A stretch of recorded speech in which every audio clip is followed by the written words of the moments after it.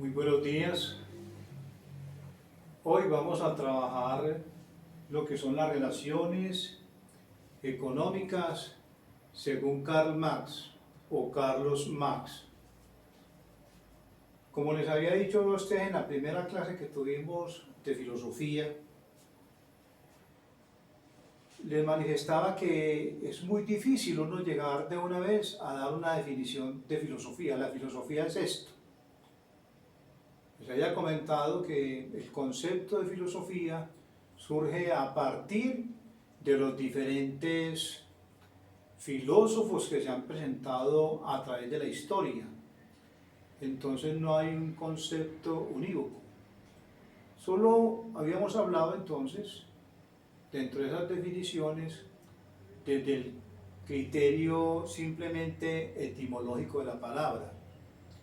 Ya ustedes han visto cómo hemos trabajado diferentes filósofos, desde los físicos de la antigua Grecia, hemos trabajado a Juan Jacobo Rousseau, a Maquiavelo, el epicureísmo, esta escuela tan importante con el estoicismo.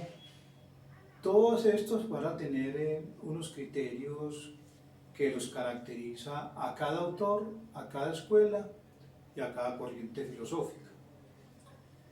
Carlos Marx fue un gran filósofo, podemos ubicarlo entonces en el siglo XIX, y él tenía como premisa fundamental la lucha de clases.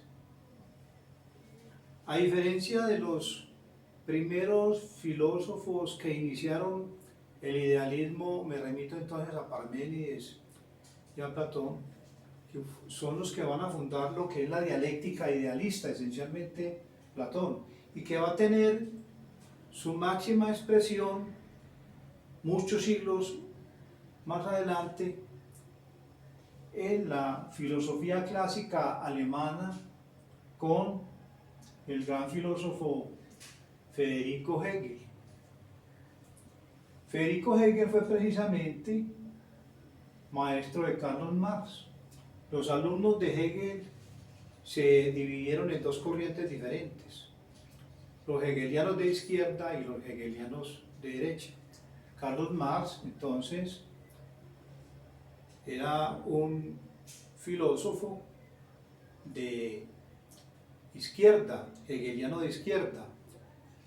Contradijo algunas teorías de su maestro Hegel, y no es que hubiera sido un enemigo de él, simplemente desde lo filosófico, desde lo político y desde las relaciones sociales del individuo va a manifestar unos conceptos, unos criterios diferentes que van a controvertir la teoría hegeliana.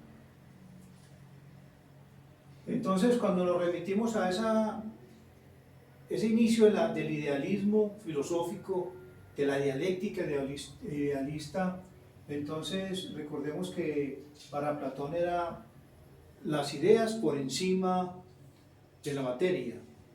Podría decirse entonces que era la conciencia la que creaba un medio social determinado. Para Carlos Marx sucede todo lo contrario. Por encima de todo está la materia, y plantea a la vez que es el medio social el que crea una determinada conciencia en el individuo. Por ejemplo, si una persona vive en la opulencia, en la abundancia, hijo de burgués, pues esa persona, ese niño que crece en ese hogar, pues lo ideal para él sería en el futuro estudiar para administrar los bienes de la familia, y él va a ser el heredero, entre otras cosas. Pero para el hijo del reciclador, por ejemplo, el señor que sale con sus hijos a reciclar material, él ve la vida de un modo diferente. Ese medio social hace que el individuo vaya tomando una forma de ser, de actuar, vaya tomando una conciencia determinada. Entonces Carlos Marx dice, no, ese es el medio el que hace que el individuo sea de una u otra forma, que tenga una conciencia determinada. Entonces la lucha de clases planteada por el marxismo está fundamentada entonces en lo que son los fundamentos del capitalismo. Sabemos que el capitalismo entonces tiene dos clases sociales antagónicas, o sea, que se contradicen, que luchan entre sí, que son la burguesía y el proletariado. La burguesía está compuesta por los dueños de los medios de producción, son los dueños de las grandes fábricas, son los dueños de la industria, del comercio, del sistema financiero. En cambio, el proletariado está compuesto por los trabajadores que solamente tienen su fuerza de trabajo para alquilarla a un patrón determinado y que realmente desde los diferentes modos de producción vemos que las clases sociales menos favorecidas siempre han sufrido la explotación. Lo vimos por ejemplo en el modo de producción esclavista, porque en el modo de producción primitivo no había esa división, en el modo de producción esclavista, en el feudal, en el modo de producción capitalista. Entonces, él habla en un libro llamado El Capital, que es la máxima obra de Carlos Marx, habla mucho de la plusvalía. ¿Qué es la plusvalía? Es el tiempo socialmente elaborado, pero que no es remunerado por el patrón.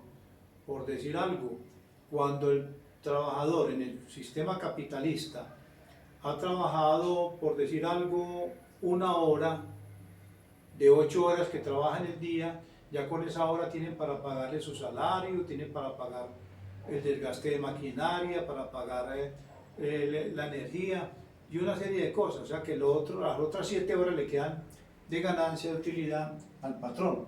Lógicamente, en todo trabajo debe de haber plusvalía, porque nadie va a tener algo para no ganar, para no tener plusvalía. Pero cuando hay excesiva plusvalía es porque hay exceso también de explotación hacia el trabajador, y esto se da también con mucha fuerza en el capitalismo. Entonces, desde allí que se plantea por Carlos Marx esa lucha de clases para que haya más justicia, más igualdad, para que haya libertad, es lo que plantea Carlos Marx, quien nos habla de el concepto de la infraestructura y de la superestructura en esta obra. En la infraestructura entonces están las relaciones sociales de producción, las relaciones obrero-patrón, y que tiene que ver entonces con todos los medios de trabajo, y los que hablaba ahora, los medios de producción, y que tiene que ver entonces con todo lo que tiene que ver con por ejemplo, con las carreteras, los grandes edificios, todo esto. Pero eso dentro de unas relaciones sociales de la producción. Y la superestructura, que es prácticamente la legitimación de esa infraestructura, y que tiene dos aspectos fundamentales en Carlos Marx. Por un lado, la ideología, y por otro lado, la religión.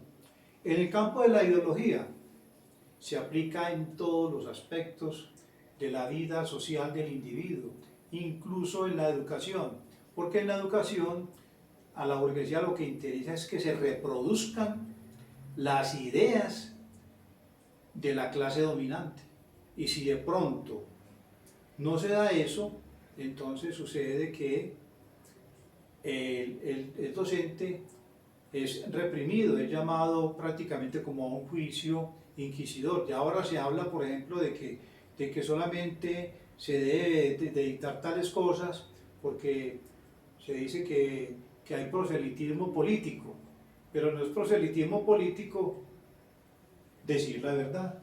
Entonces, dentro de la educación se da esa reproducción de las ideas de la clase dominante, y así están estructurados los pensum o los currículos para trabajarlos en las instituciones educativas.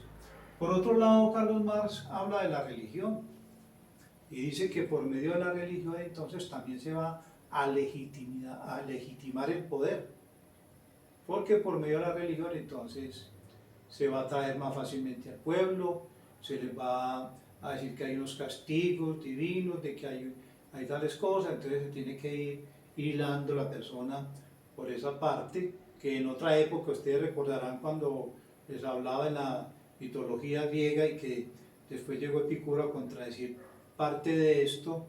Entonces en la sociedad griega se les decía por medio de algunos sacerdotes de que había que obedecer a los gobernantes porque si no entonces iba a recibir un castigo divino.